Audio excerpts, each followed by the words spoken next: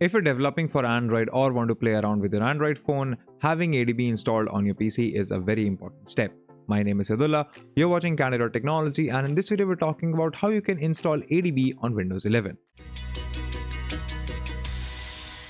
Now, the first thing that we're going to do is fire up our web browser and head over to the Android developer website.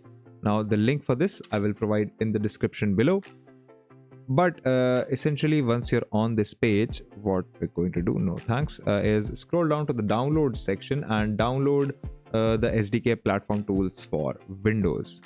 This is the entire suite of ADB and related programs. So just go through this document, click I've written agree with the terms, and then click the download button.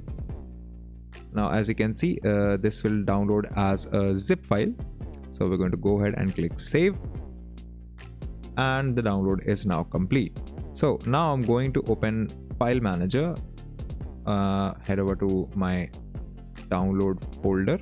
It's not here. Where did you download this? Click Show in File Explorer. Alright, it's on my desktop. Makes sense. So as you can see now that I have this folder prepared here. The first thing that I'm going to do is I'm going to extract it to my C drive, just so I know where it's saved and that it's easy for us to fix the environment path in the next step. So click on extract all, and for now I'm just going to extract it here. Once it's extracted, as you can see, this is the extracted folder. I'm just going to copy it, head over to my C drive and paste it here. So now this is in the root directory of my C drive. Double click to open, and this is the ADB tool.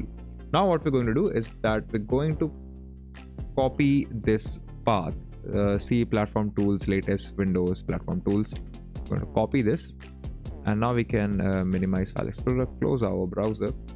Now what we have to do is fire up our environment variables tool. So press the Windows key and search for environment variables. You'll see the control panel setting pop up.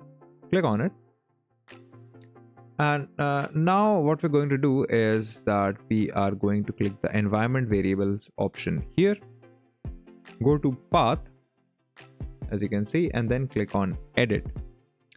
As you can see, there are two paths already added here, so all that we have to do is click on new and paste the path that we just used, and that's it.